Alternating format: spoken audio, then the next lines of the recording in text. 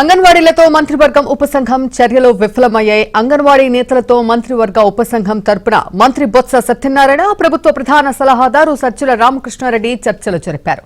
గతంలో వేతనాలు పెంచామని, ఇప్పుడు పెంచడం సాధ్యం కాదని మంత్రి బొత్స తేల్చి చెప్పారు. అసెంబ్లీ ఎన్నికల తర్వాత వేతనాల పెంపుపై నిర్ణయం తీసుకుంటామని ప్రతిపాదించడంతో అంగన్వాడీ సంఘాల నేతలు ససేమిరా అనేశారు.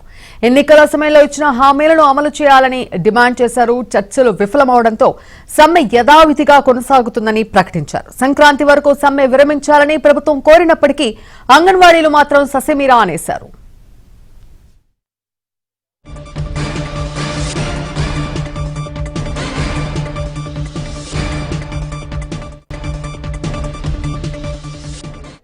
పెంపు సంబంధించి కానీ గ్రాట్యుటీ సంబంధించి కానీ ప్రభుత్వం వైపు నుంచి ఏ మాత్రం ఆలోచన చేయలేదు.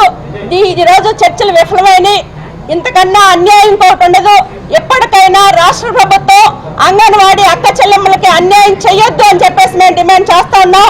ఈ ప్రభుత్వ వైఖరికి నిరసనగా మేము రేపే మొత్తం రాష్ట్ర వ్యాప్తంగా ఎమ్మెల్యేల ఇళ్ల దగ్గర ముట్టడి చేస్తాం.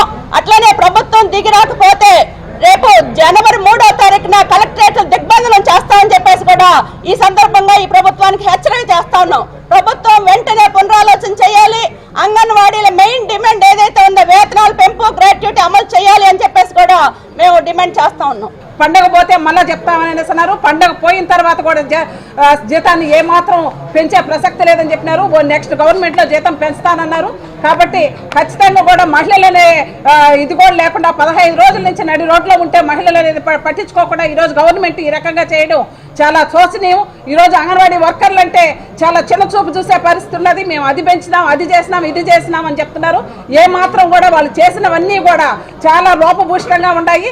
ఎంత దుర్మార్గమైన చర్య అంటే సిఎస్ గారు కానీ, మరి విద్యాశాఖ మంత్రివర్యులు కానీ, సజ్జల రామకృష్ణారెడ్డి కానీ ఈ రోజు వరకు సీఎం గారికి మా సమస్యలు తీసుకుపోలేదంటే చాలా దయనీయమైన పరిస్థితి.